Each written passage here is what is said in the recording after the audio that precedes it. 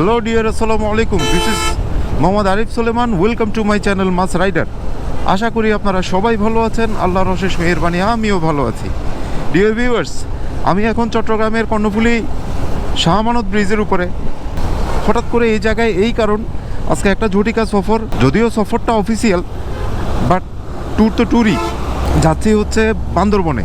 তো যাওয়ার সময় একা একা কেন যাব, এটা ভাবতে ভাবতেই ভাবলাম যে না, আপনারা তো আছেনই, আপনাদের সাথে শেয়ার করেই যাই। আমার স্টার্ট দেওয়ার কথা ছিল 8টায়, বাট আনফর্চুনেটলি আমি ঘুম থেকে উঠছি 8:30টায়। সো তাড়াহুড়ো করে রেডি হয়ে ঠিক 9টায় স্টার্ট দিছি বাসা থেকে। 9টায় না, এটা আপনার প্রায় 9:10 স্টার্ট দিছি বাসা থেকে। তো এখন 9:29, আমি already Shah Amanat bridge cross করছি। এখন পৌঁছাইতে হবে, কিন্তু দেরি করছে বিদায় এই না যে ওই পুরো টাইমটা আমি একদম রাইড করে কভার করে ফেলবো, বিষয়টা এমন না। যেটা দেরি হয়েছেই, নাথিং টু ডু।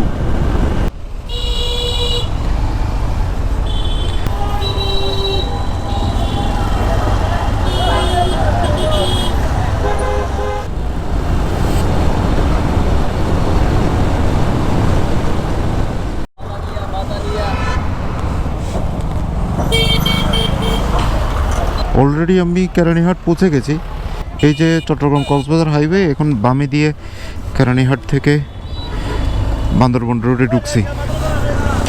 একটানাই আসি, আর হচ্ছে একটু দাঁড়াই। আমি যতটুকু জানি এই রোডটা অনেক ভালো। লাস্ট টাইম যখন আসছিলাম তখন কিন্তু রোডটা চমৎকার পাইছি। আশা করি এখন ওই রকমই থাকবে। কেরানীহাট থেকে বান্দরবন হচ্ছে 23 কিলোমিটার।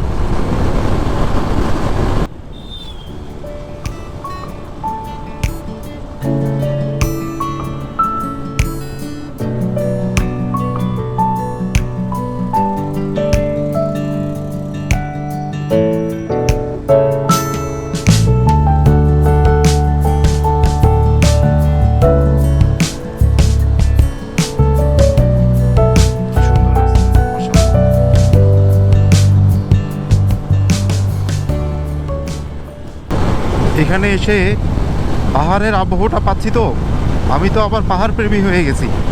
আমার সমস্ত ম্যাক্সিমাম ট্যুরই তো পাহাড়ের আবহাওয়াটা গায়ে লাগতেছে। এখন আবার সেই ভালো লাগাটা শুরু হয়েছে। এতক্ষণ যে ক্লান্তি, সব কিছু নাই হয়ে গেছে, আবার সেই ভালো লাগাটা শুরু হয়েছে।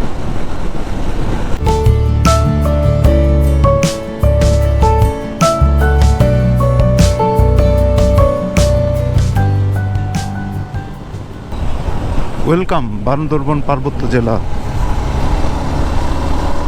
বান্দরবন পার্বত্য জেলায় সুন্দর একটা গেট দিয়ে আমাকে ওয়েলকাম করছে।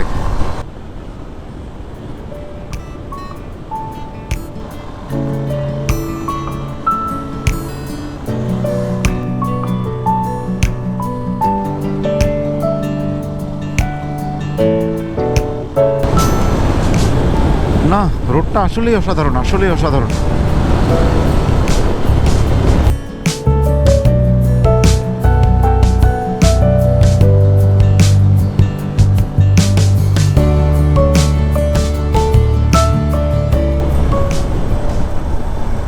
পাহাড়ি রাস্তায় এটার ব্যবহার কিন্তু খুব গুরুত্বপূর্ণ। এই যে এই গ্লাসটার ব্যবহার কিন্তু খুব গুরুত্বপূর্ণ।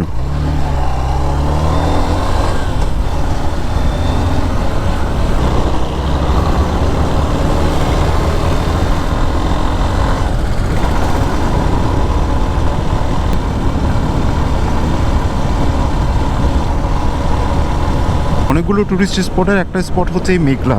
একদম বান্দরবন ঢোকার আগেই এই জায়গাটা পড়ে। এই যে আমার বাম পাশে এই মেঘলা, এটা পুরো পাহাড়ের মধ্যে একটা পর্যটন স্পট, খুব সুন্দর। যারা একদম কোর একটা ন্যাচারাল বিউটির স্বাদ পেতে চান, তাদের জন্য মেঘলাটা পারফেক্ট। এই যে এটা হচ্ছে মেঘলার প্রবেশপথ।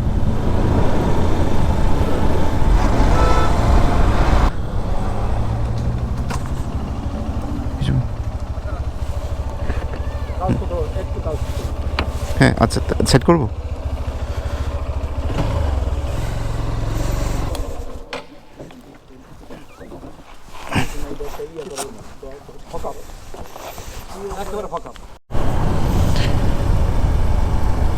পুলিশে ধরছিল। একটু কাগজপত্রগুলো দেখছে, এরপর আবার ছেড়ে দিচ্ছে সাথে সাথে। আমি শহরে পৌঁছে গেছি। তো আমাদের সিফাত, আমার কলিগ সিফাত,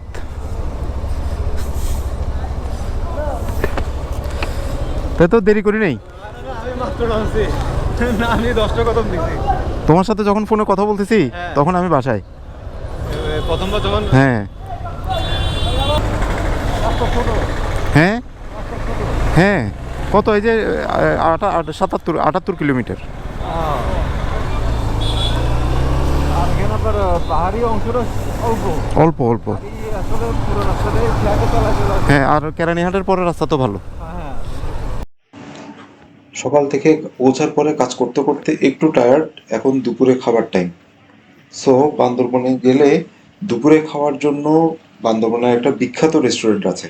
এটা কোনো হাই ডেকোরেটেড অথবা অনেক হাইফাই রেস্টুরেন্ট না, এটা হচ্ছে বান্দরবনের মূল যে বাজারটা চৌধুরী মার্কেট সেখানেই অবস্থিত অনেক পুরনো একটা হোটেল, হোটেল আমিরাবাদ। এখানকার প্রত্যেকটা আইটেম এত জনপ্রিয়, এটা খাওয়ার পরে বোঝা যায় যে আসলে কেন জনপ্রিয়, এত স্বাদ, মাশাল্লাহ মাশাল্লাহ। তো এখানে গেলে কিন্তু প্রথম অবস্থায় পিক আওয়ারে যদি যান তাহলে কিন্তু প্রথম অবস্থায় জায়গা পাবেন না, এখানে ওয়েট করতে হবে, দাঁড়াইতে হবে, দেন খালি হলে দেন সিট পাবেন, এরপরে বসতে হবে। তো সেজন্য আমরাও কিছুক্ষণ দাঁড়ানোর পরে দেন আমরা সিট পাই। সিট পাওয়ার পরে এরপরে এবার খাবার পালা। প্রথমেই আমরা অর্ডার দিয়েছি সিম্পল সাদা ভাত এবং ওদের যে আইটেমগুলো আছে, সিগনেচার আইটেমগুলো আছে সেগুলো। ওমা, সিগনেচার আইটেম তো দেখে অনেক, এবং এগুলো দেখতেও খুব লোভনীয়। প্রথমেই নিলাম হচ্ছে একটা শিম বিচির তরকারি, তারপরে কোরাল মাছ, বাটা মাছ, যদিও বাটা মাছটা আমি খাই না, আমি কোরাল মাছটাই খাইছি। আর এরপরে নিয়েছি হচ্ছে দেশি মুরগি, আর হচ্ছে ভর্তা, 2 রকমের। এত টেস্ট লাগলো খেয়ে, মানে পেট তো ভরছেই, মনও জুড়াই গেছে, শরীরও জুড়াই গেছে, এরকম ভালো লাগছে খেয়ে।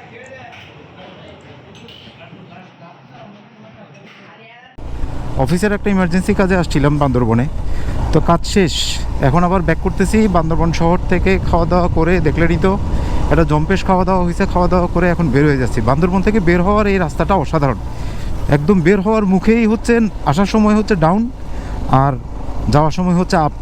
মানে এদিকে এসে মনে হবে বান্দরবনটা শহরটা অনেক নিচু। এটা কিন্তু সত্য, কারণ লাস্ট 3 মাস আগে বান্দরবনের শহরে কিন্তু একটা ভয়াবহ বন্যা হয়েছিল, একদম পুরো মেইন শহরেই পুরো পানি উঠে গেছিলো, যেটা এর আগে কখনো হয় নাই। এই যে শহর থেকে বের হওয়ার পথে খালি উঠতেই হয় কিছুক্ষণ।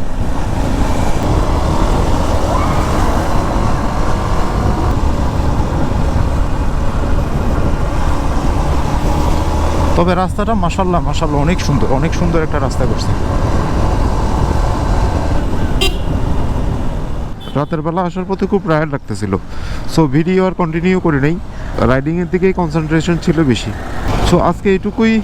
এখনও যারা আমার এই ছোট্ট চ্যানেলটাকে সাবস্ক্রাইব করেন নাই, প্লিজ সাবস্ক্রাইব করে দিবেন। আর ভিডিও যদি ভালো লাগে তাহলে ডেফিনেটলি একটা লাইক দিবেন। সো দেখা হচ্ছে পরবর্তীতে নতুন কোনো ব্লগে, নতুন কোনো ভিডিওতে, নতুন কোনো বিষয় নিয়ে কথা হবে, দেখা হবে। ততক্ষণ পর্যন্ত সবাই ভালো থাকবেন, নিরাপদে থাকবেন এবং অবশ্যই নিরাপদে রাইড করবেন। সো খোদা হাফেজ।